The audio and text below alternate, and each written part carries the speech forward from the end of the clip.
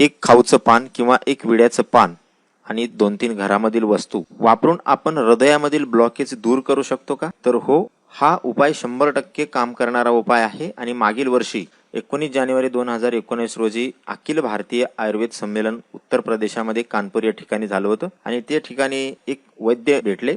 त्यांचं नाव सोनी होतं आणि त्यांनी हा उपाय आमच्या चर्चेमध्ये सांगितला आणि हा उपाय त्यांनी बंगला पानामध्ये करण्यासाठी सांगितला होता. परंतु बंगला पान बऱ्याच वेळा उपलब्ध होत नाही, म्हणून हाच उपाय मी साध्या पानामध्ये करून पाहिला आणि त्याचे रिझल्ट सुद्धा अत्यंत चमत्कारिक असे रिझल्ट्स आहेत. 20 लोकांचे हृदयातील ब्लॉकेज या उपायाने दूर झालेले आहेत. असा हा खात्रीशीर उपाय. नस चॉकअप झालेल्या याने दुरुस्त झालेले आहेत. अशा पद्धतीचा हा उपाय. खाऊची 2 पानं लागतात, घरामधीलच 2-3 वस्तू लागतात. या वस्तू कोणत्या आहेत आणि हा उपाय कसा करायचा आहे ते आपण पाहणार आहोत. पण त्याआधी जर तुम्ही या चॅनलवर नवीन असाल तर या व्हिडिओला लाईक करा, चॅनलला सबस्क्राईब करा आणि नोटिफिकेशनसाठी ऑल नोटिफिकेशन या बेल आयकॉनला टच करा.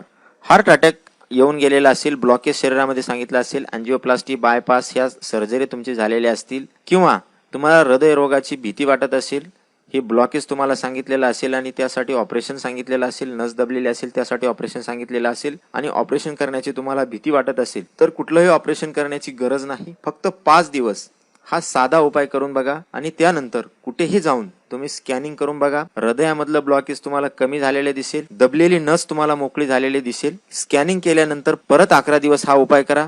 हृदयातलं ब्लॉकेज तुम्हाला पूर्णपणे निघून गेलेलं दिसेल. पहिल्या दिवसापासून तुम्हाला रिझल्ट दिसेल. इतका हा इफेक्टिव्ह आणि अत्यंत साधा उपाय. या उपायासाठी आपल्याला 2 पानं लागतात. नागवेलीची पानं किंवा खाऊची पानं ज्याला आपण म्हणतो ती पानं 2 लागतात. ही देठासह नागवेलीची पानं दगडाच्या उखळीमध्ये कुटून घ्यायची आहे. कुटून घेत असताना त्यामध्येच 4 पाकळ्या लसूण आपल्याला टाकून त्याच्यामध्ये कुटून घ्यायचा आहे आणि त्यामध्येच एक कांडभर किंवा 5 ते 6 ग्रॅम अद्रकचा तुकडा टाकून त्याला पण कुटून घ्यायचा आहे. हे तिन्ही एकत्र कुटून घ्यायचं आहे आणि त्याचा रस काढायचा आहे. तिन्ही एकत्र कुटून त्याचा रस काढल्यानंतर आता ह्या तिन्हीच्या मिश्रणाचा जो रस आहे तो एकतर काचेच्या किंवा मातीच्या भांड्यामध्येच काढायचा आहे. इतर कुठलंही भांड किंवा इतर कुठलीही वाटी याच्यासाठी वापरायची नाही. तुम्ही कप वापरू शकता. चहा प्यायचा जो कप असतो चिनी मातीचा तो याच्यासाठी उत्तम आहे. तर या तिन्हीचा एकत्र रस काढल्यानंतर त्यामध्ये 1 ते 2 चमचे मध टाकायचं आहे आणि त्यानंतर हे जे मिश्रण आहे ते चाटून चाटून आपल्याला खायचं आहे. एकच वेळेस हे औषध घ्यायचं नाही. तर हे खाण्यासाठी साधारणतः 20 मिनिटापेक्षा जास्त कालावधी लागला पाहिजे. अशा पद्धतीनं सकाळी उपाशी पोटी हे चाटून चाटून खायचं आहे आणि त्यानंतर 1 तासभर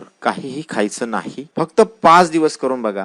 हृदयामधलं ब्लॉकेज जे आहे ते अत्यंत साध्या उपायाने निघून जातं.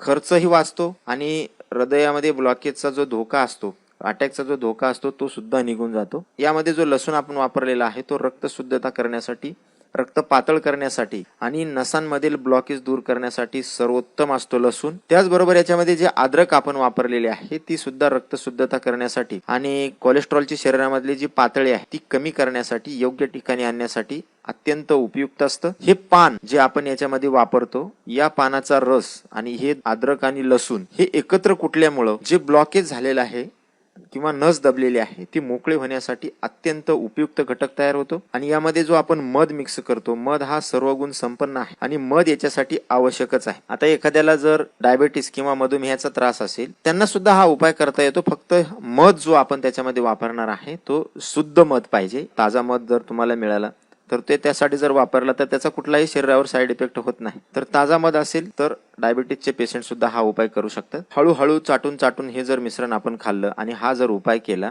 तर हृदयामधलं कसलंही ब्लॉकेज या साध्या उपायाने निघून जातं. बऱ्याच जणांना याचं आश्चर्य वाटतं की साधं पान, लसूण आणि अद्रक आणि मध यांनी ब्लॉकेज निघून जाईलच का? वैद्य सोनी यांनी त्यांच्या बऱ्याच पेशंटला यानं दुरुस्त केलं.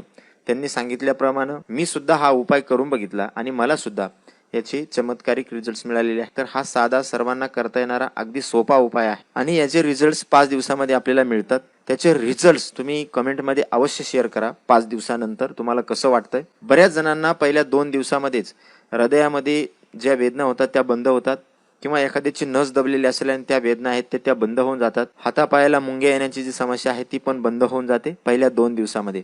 5 दिवसामध्ये तुम्हाला याचे चांगले रिझल्ट्स मिळतात. तर हा साधा सोपा उपाय तुम्ही अवश्य करून बघा.